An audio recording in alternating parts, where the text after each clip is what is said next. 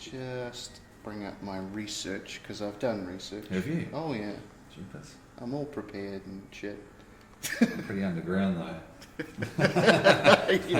Yeah, you're a tough one to find information, find dirt on. Yeah. Trying to hold my cards pretty close to the chest. Well, yeah.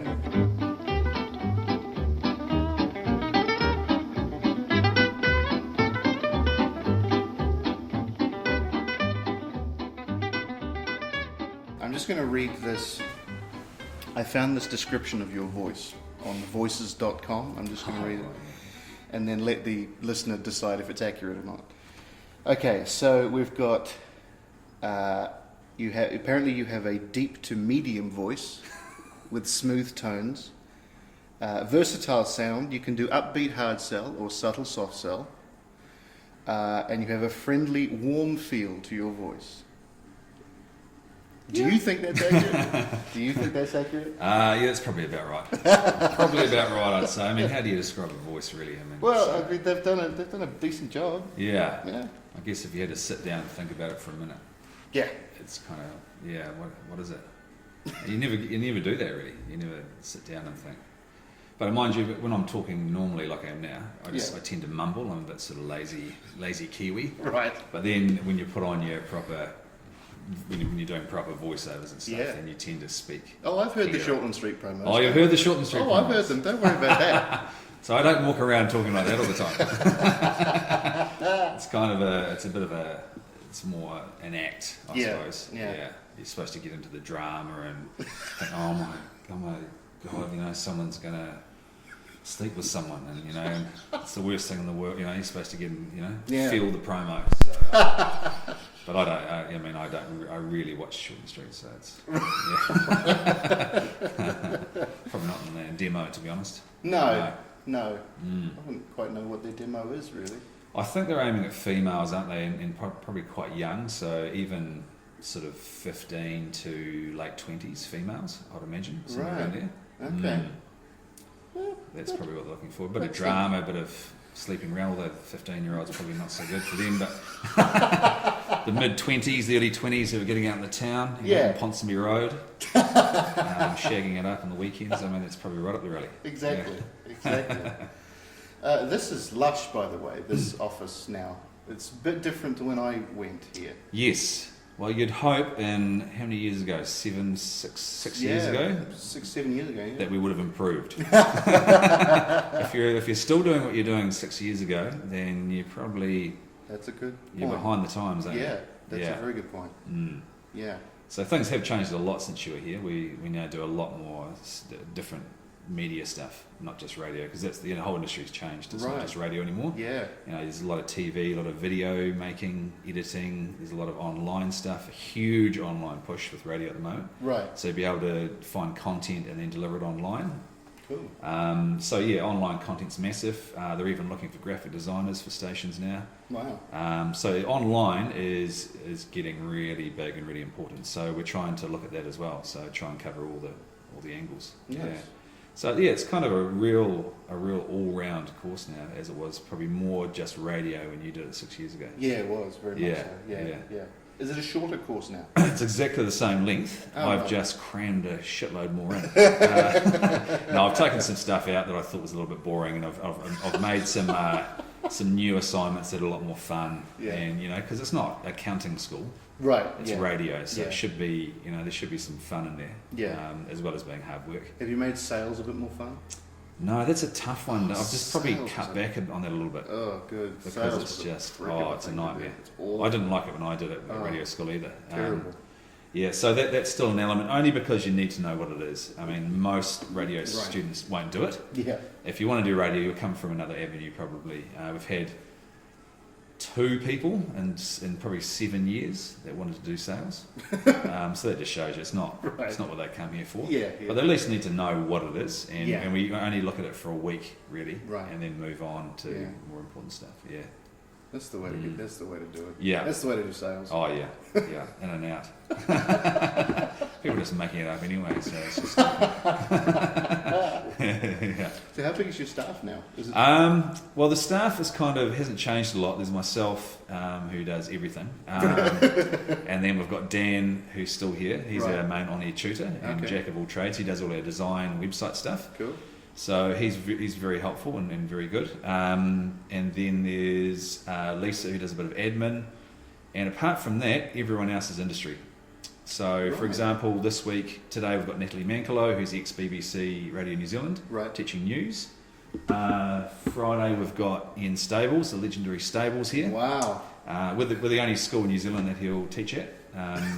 Probably allowed to, that's probably more the term. Allowed to teach at. No, he's awesome. He comes in and he just does stuff that no one else, like, he's in a class of his own, you know. Yeah. Like one day I come to the classroom, I pretty much leave him to it because he knows his stuff. Right. Come in there and there's 3 homeless people in the classroom. So I just look around, I don't say anything, I just slowly backwards step out of the room and go and they told me later, it was quite clever, he said, you know, so you've got an interview ready to go with someone famous, last minute, you've allowed all this time on here, last minute the interview falls through.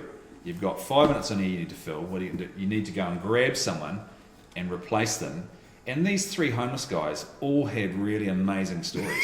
Like it was just, they grabbed them off the street and I don't know how they managed to get them talking, but they did. And they all had incredible stories. And it's like having that contingency plan when you're trying to think on your feet in radio, you know, having a backup plan. So yeah, I didn't know what the hell was going on at the time. I thought he might have been trying to sell them drugs or something, but that did actually make sense afterwards. Yeah, it was quite good. So we've got Old Stables here on Friday. Next week we've got Brodie Kane from 7 Sharp, teaching TV presenting. We've got Peter Williams from One News teaching news reading on Thursday. Wow. So yeah, we just have a lot of industry people in from all areas. And that way, you know, getting the current ideas around things and current training. And these guys, they're learning from the best. So yeah, quite lucky in that regard. Yeah. Dang. Yeah, it has changed a lot. It is? From me just getting some guy off the street to teach you guys 6 years ago. It might have even been one of those homeless guys. Probably was. One of them had a very fascinating story. Yeah.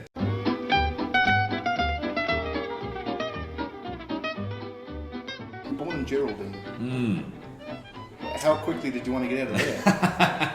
Actually, I wasn't born in Geraldine. I was born in Gisborne. Lies. Yes. Well, how did you end up in Geraldine? Well, my dad was all my family are off farms, so my dad was a stock agent. Okay. So we moved around a lot. I was born in Gisborne. I was only there for a couple of months. I don't remember it. And then we moved to, jeepers, where did we go? Kaikoura, I think, and then to Blenheim. Christchurch after that, then to Blenheim, then down to Geraldine. Twice around Geraldine and then out to a farm in Pleasant Valley outside of Geraldine. Twice around Geraldine. Yeah, so that's where my family farm is now. It's where my parents still are, in Geraldine. So I only really lived there for a few years for school, and then I went to boarding school in Christchurch. Right. And then 1 year out of school, I stayed a year there.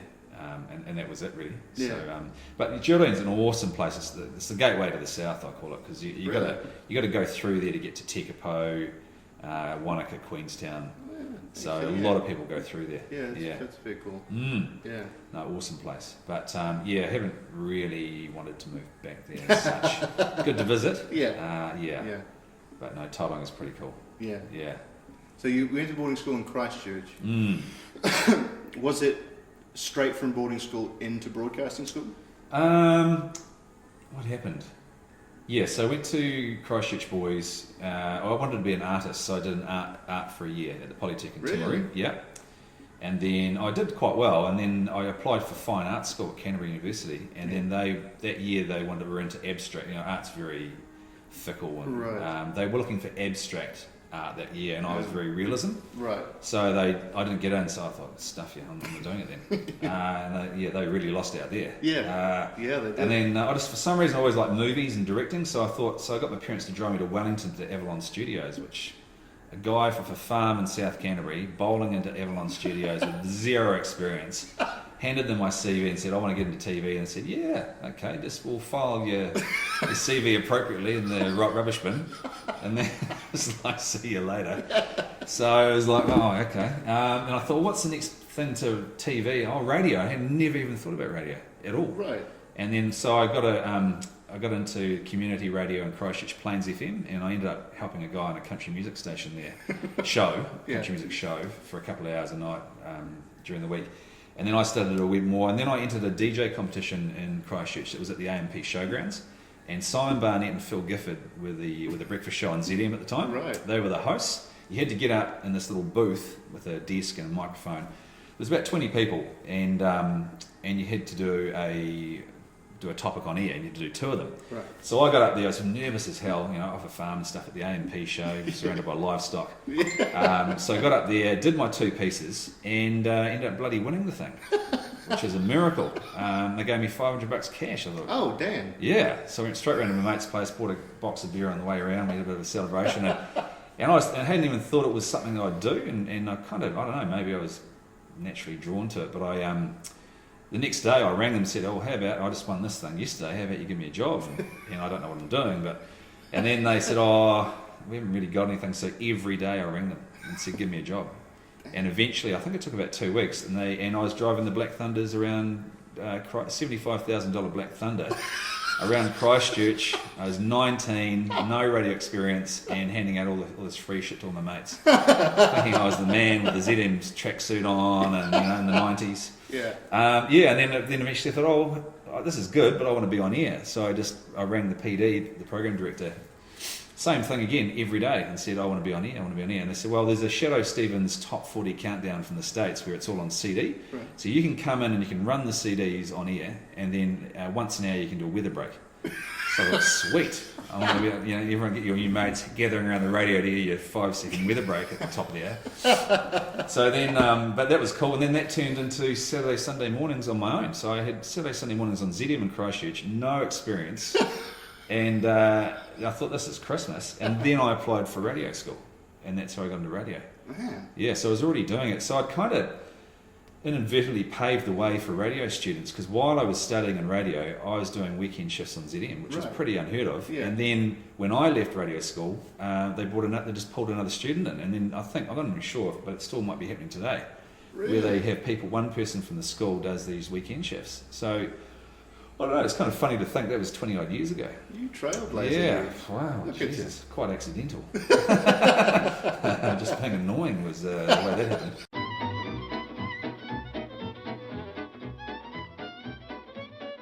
I was always fascinated when I remember seeing on the news one day, and I think it might have been about 11 or 12, and they showed this radio announcer in Australia on air, and the voice that came out of him, I was just on the edge of my seat. I thought, where's that voice coming from? Yeah. How does that guy do that? And I was always fascinated with it. Yeah. And then I started hearing voices, and I heard like the voice, because we only had 2 channels, about TV1, TV2. Yeah. And I remember even thinking back when I was like 13, 14, thinking, man, I'd love to be the voice of TV2. Really? That's no joke. Wow. And that is so random and so particular, isn't it? Like to say, I want to be that guy doing that on that particular station when I was 14, 15.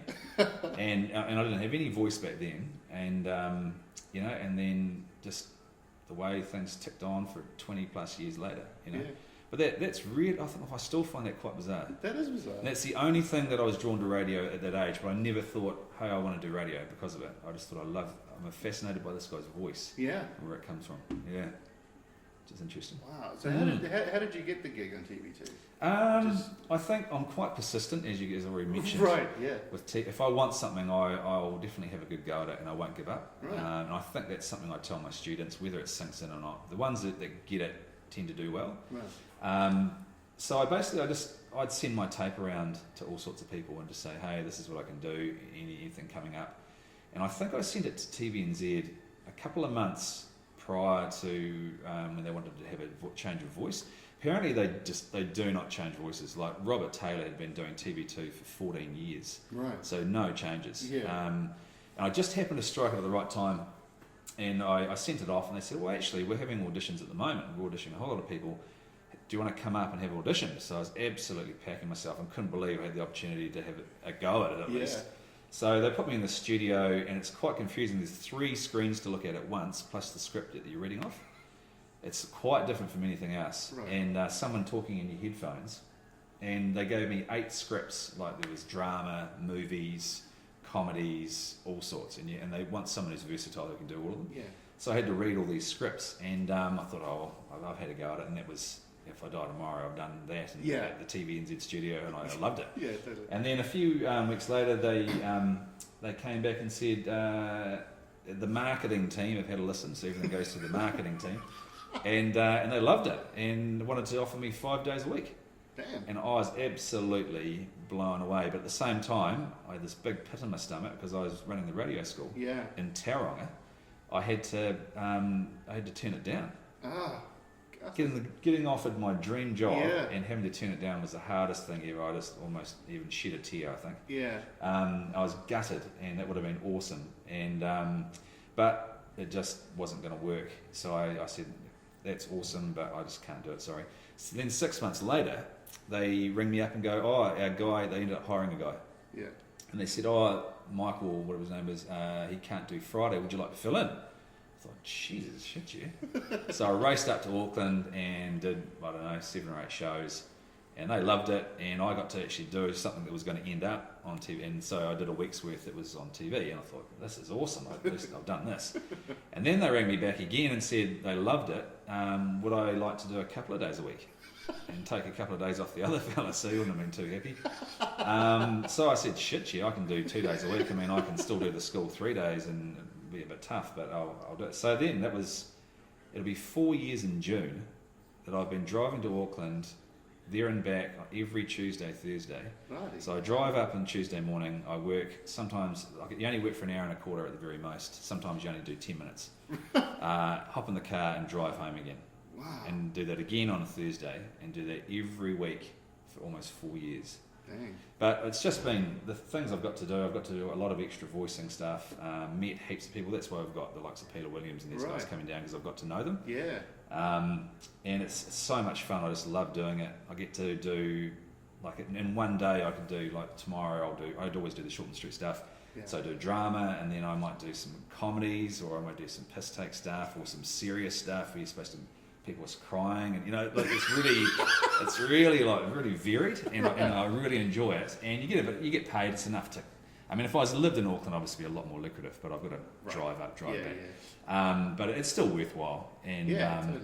And gets me out of the school for a couple of days away from the guys. I like the guys, but it's also nice to have a break. Yeah. And and get to be in the building and walking and running into people, and I just go around and introduce myself to everyone and make friends and contacts, and some other stuff's come of it. So I'm in line. I made the top 3 shortlist as a voice for something else pretty big this week. Get out of town. I don't know if I should say, because it'd be pretty embarrassing if I don't get it. But you might be able to add this in later. Yeah.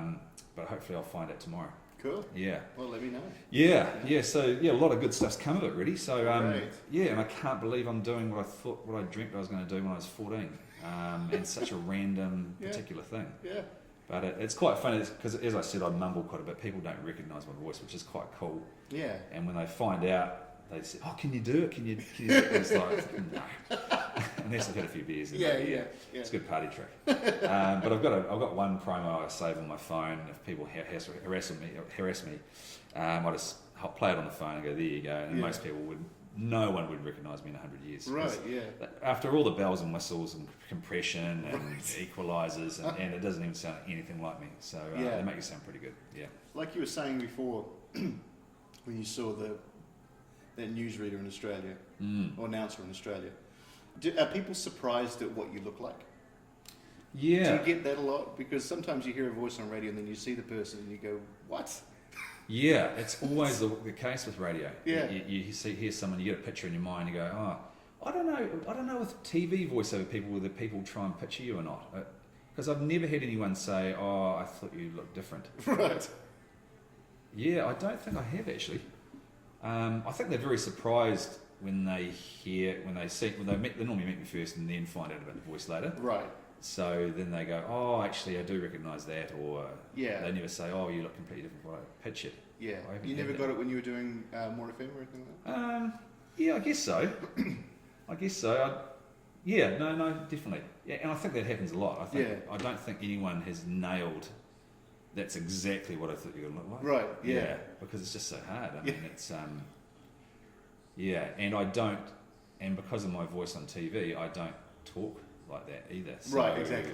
Yeah. It's someone else again, So yeah, it's all very confusing. It's quite nice to be anonymous, but also be able to do that kind of thing. And it's it's pretty cool to quietly think to yourself. I mean, when it first started, turned the program down and turned the ads up. It's like, I can't believe I'm doing this.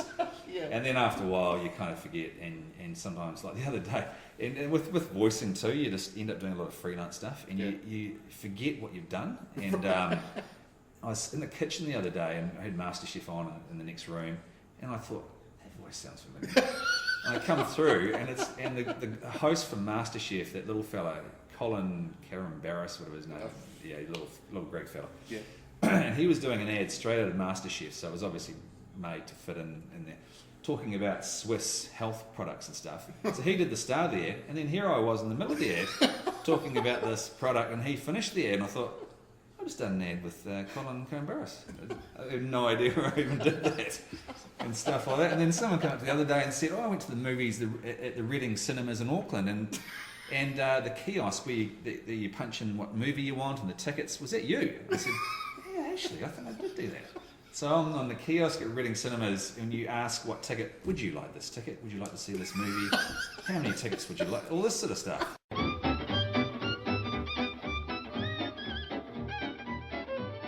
But I'm trying to take things up a notch this year.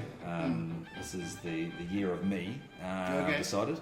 Yeah, and a few people have said that. I've decided that's my case as well. Good on you. Yes. This feels right this year. 2016. Yeah. Last year was a crap year. So this year, already, in 2 months, I can't believe what's happened in 2 months already. So I've got an agent now in Auckland, and I haven't done anything with them. I'm still putting together a voice tape. Yeah. And I'm doing some TV presenting training with a reasonably well-known actress in New Zealand. We're swapping our skills. I'm teaching her radio. She's teaching me TV in the weekends. So I'm going to put together a video demo and try and get some front TV commercials and possibly even host TV shows. Wow. So that's what I'm hoping. Whether I get within a ball's roar of it, I don't know, but that's my aim for the year. So and to be a voice of another station and to narrate a TV show. Those are my goals. So wicked. So I'm going pretty full on this year. The year of you. The year of me. Yeah. Make it happen. Yeah. So hopefully, but who knows? You're not going to know unless you get out and have a cricket, are you? Well, that's true. It's very true. Yeah. Yeah. So with that becomes quite busy. Yes. The other thing, which I'm not too keen on. Get to wear jandals and shorts every day of the year to work. That guy's not going to be working too hard and getting too carried away. I'll take things up a notch. Yeah. So going back to broadcasting school, where did you go after that? I know you spent time in Canada and the UK. Which of those I think Canada came first, didn't it? No, that was done your research. That's my research has served me well. So after broadcasting school, I went down to Alexandria for a year and worked in radio, and then I went to Taupo for a year, worked in radio. Then I went overseas to the UK. A mate of mine, Jeff Stagg, was doing breakfast on this station called TNT FM. Right. And there's a magazine in London called TNT Magazine. It's for the travellers, the Kiwis, Aussies, South Africans, Canadians, Americans. So they started their own radio station, and they had a 3-month licence. And so my mate Jeff was doing breakfast with Donna Marie Lever, who's on One News. Right. Yeah. Tracy Donaldson from The Rock was doing afternoons. Right.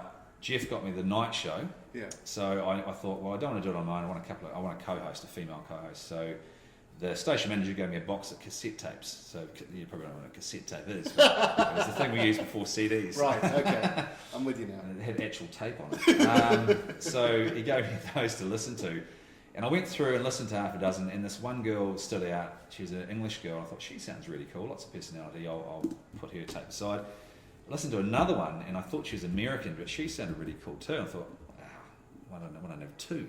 I'd be greedy. So I rang both the girls, invited them to Leicester Square. It was St Patrick's Day, and we went to an Irish pub and had a few Guinnesses and talked about the show. And we all hit it off really well, and then we started doing this night show called the Red Light Zone. We were probably a little bit naughty. There's a pub down the road, and we used to have a couple of pints every night before we went on air, which made us think we were hilarious, but God knows how it sounded. I mean, probably horrendous down the other end. But we had a great time, and then we sort of got a bit busy, so then I alternated and had one girl one night and one the next night. And then we did the show. No, it was, we kind of alternated, and I was the anchor and we had the two co-hosts. And one of the co-hosts, who I thought was American, was Canadian and turned out to be my wife. Ah. I mean, I married her. Right. It wasn't your wife at the time, yeah. No. I know you're my wife. I know you're from somewhere. So we ended up getting together, and then we moved to Toronto because obviously she was from there. Right. And I got a job at a radio station there. So again, I didn't know anyone. Just went around all the stations and was persistent as hell. Yeah. And rang them all for every week, and then every month. It actually took me 18 months to break in there. It was pretty tough. Toronto is the Auckland of New Zealand. Right. But you can imagine there was 6 million people there. It's pretty competitive. Yeah. And there's no people with accents on either that is real pro-Canadian. Yeah. So I went and got a job at a bank, worked at a tequila bar, did all sorts of stuff. Got into a bit of not acting, I can't act, but I got into movies and TV. Right. So I did quite a bit of extra work and stuff, and I was worked in film for 5 years and did a little bit of TV presenting for cable TV. Ended up working in some big movies, meeting some pretty big movie stars, which is crazy. Got to be a double for some pretty big names, just purely accidental stuff again. Sweet. Worked as doing lighting on movies, just about blew up the whole set on the first day because I didn't know what the hell I was doing. Pulled some guy aside and said, "Tell me what the hell I'm supposed to be doing here." I just told them I knew Peter Jackson and got a job. Didn't bother checking it, thank God. So, oh shit, I know Peter. No problem. I met him once briefly in Wellington. And as you do as a Kiwi, and just about blew the bloody set up. So that was good. No, I really enjoyed that, and had a couple of funny roles, and not speaking parts, but walk-on roles in a few things, and playing a dead drug dealer in a mini skip in a cop show. Great. Just looked like I'd fallen asleep and spilled chocolate on the front. It was fake blood. And I played Harrison Ford's hand in a submarine movie. Turning on the torpedoes, that was my hand, and then doubled for Liam Neeson in the same movie. I'm going to try and find this footage. K-19, The Widowmaker. You won't know it's me. There's a couple of shots. Actually, Pushing Tin with John Cusack, Kate Blanchett, Billy Bob Thornton, Angelina Jolie. So you can see me quite clearly in that one. I'm in the driveway, leaning on a car, pretending to talk to some guy and drinking and stuff. Really? Was in The Femme Nikita, had a sort of walk-on role for that. Did quite a bit of stuff really. It was really cool. I really enjoyed it because I always wanted to be a director, never an actor. I knew I couldn't act, to save myself. But got to hang out with these people and watch them and just soak it up, like Al Pacino and stuff, and Denzel Washington. I was supposed to have a walk-on role with him. But I was there for that one was a bit unfortunate. I was there.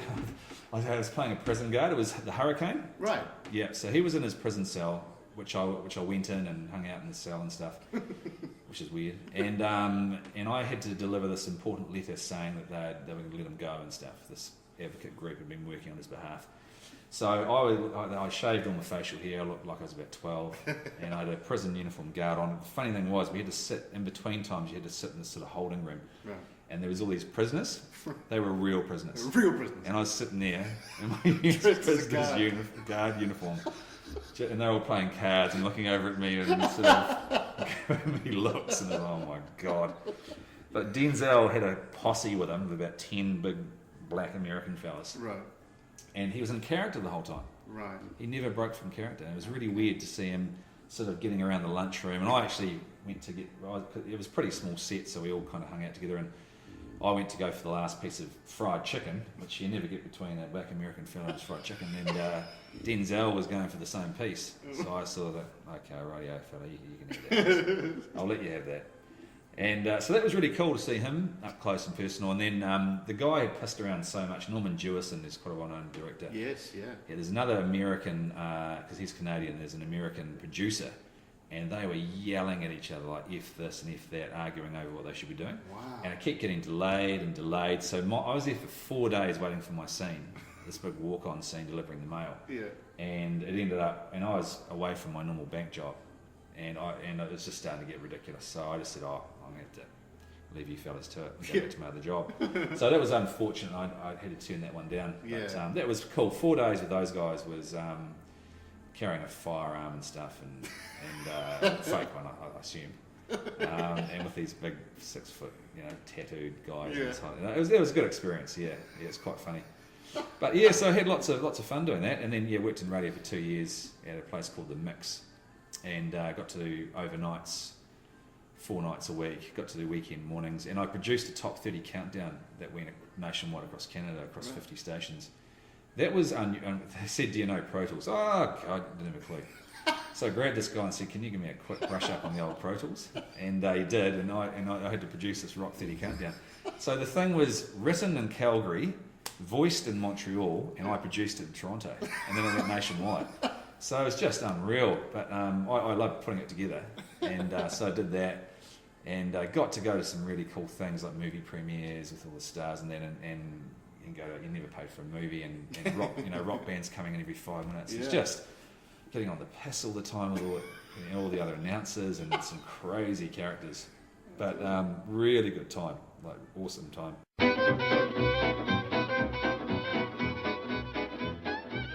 After Canada, you came back here? Yes, to Christchurch. To Christchurch? Yeah, so I rang a few people from MediWorks and that sort of thing from Canada saying, "Hey, I've been doing this for 2 years in Canada, I've been to the UK doing some stuff, really want to come home and do a breakfast show somewhere." So I spoke to Jana Rangooni at MediWorks, and she said, "Yeah, we'll find you something, come home, we'll find you something within 6 months." So that was really nice. So overseas experience can really give you a leg up, when you come back.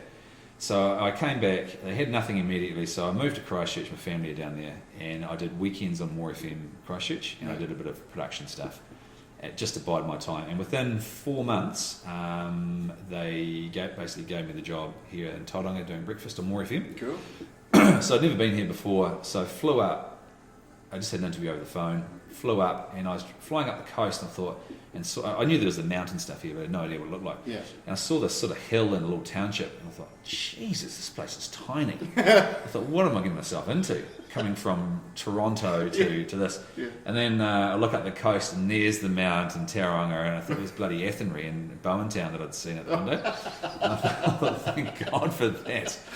So, moved in here, and so I did breakfast on More FM here for 5 years, absolutely loved it, hadn't done breakfast before, but a different style of radio, but really enjoyed it. And then so did that, and then I got offered a job at the radio school as on-air tutor, because I thought, I'll have a summer off, I'll just chill out, and then 2 weeks later they said, "Oh, do you want to come do this?" "Oh, radio." So I started teaching radio, and then 6 months of that I did a semester, and then they asked me to be the manager after the first semester. I thought, well, I don't know nothing about business, and I'm from radio, but I thought, I'll have a crack. So there was a steep learning curve, learning that, like accounts and all that sort of stuff, and I kind of, faked my way through that. There's a recurring theme here, Hamish. Is there? Walking into jobs, you got no idea. Oh, yeah, I could do that. Most of them have semi-panned out. But I think you've got to have a little bit of confidence in yourself that you just need to be shown, and you could probably get away with it. Yeah. Most of the time it's worked. I'm not trying to roll in and have a crack at being Prime Minister or anything, but but stuff that's semi-attainable, I think I've done okay. And then, so 7 years later, 16, 17 semesters, still here. Things have changed. We've moved premises into Grey Street. So doing that, and just the school's building, getting some really good placements for students. Some of the students are doing really well. Simon Hampton's on 3 News. Fame's doing the drive show on My FM. Sean did the night show on More FM. We've got Bryn doing nationwide news. There's a lot of guys that are doing really well now, which is great. But it is a tough industry to get into. But I think it's been hard work. I've been going around, I've made myself known to everybody. We're a small school, the only independent school in New Zealand doing radio. Everyone else is at Polytech or university, so I'm up against the big boys. Yeah. But I think we've got a reasonable reputation now, and I think we're considered hopefully one of the top 2 or 3. And we're starting to get internships in Auckland now, like 6-month internships, starting to poach them away from the degree course in Christchurch. That's great. And so that is awesome, but that's taken a long time to do that. And there could be options to do more up there as well in the next couple of years, which we're sort of looking at, but who knows? Yeah. So it's just, you've got to keep battling at it. It's just an ongoing thing. You can't stop. Yeah. You know, if you do, then your students won't benefit from it.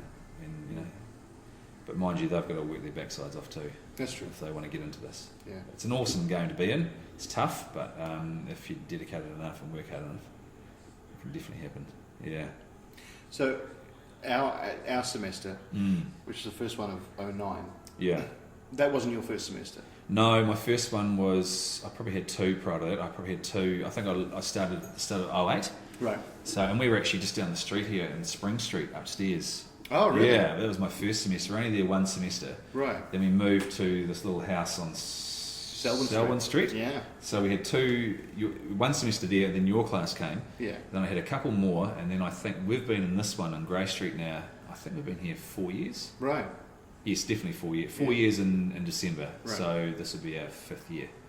Yeah. So so there's a bit more room. It's probably looking a little bit tidier. It's central to town. It's very yeah.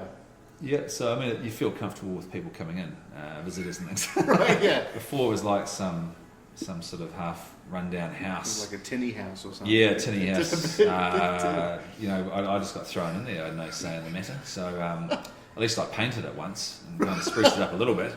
But it wasn't right really. But you got to start somewhere. I mean, Facebook started somewhere, didn't it? Yeah, exactly. Someone's little house somewhere. You know, it's. I'm not comparing us to Facebook in any way. Actually, there's no comparison apart from all our students are on Facebook all the time. That's the only comparison.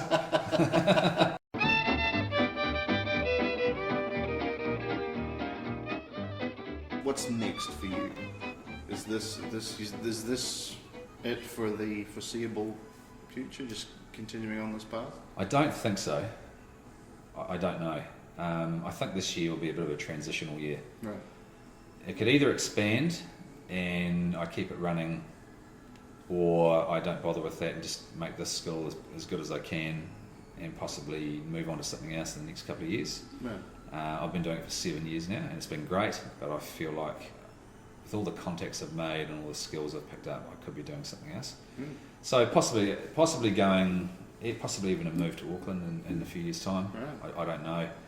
I got offered a job, one of the networks last year, but turned it down. Yeah. So I do know that I could get a job there. Yeah. Whether I want to do that or not, I don't know. Meeting some pretty cool people in Auckland at the moment who've got lots of ideas. I don't know.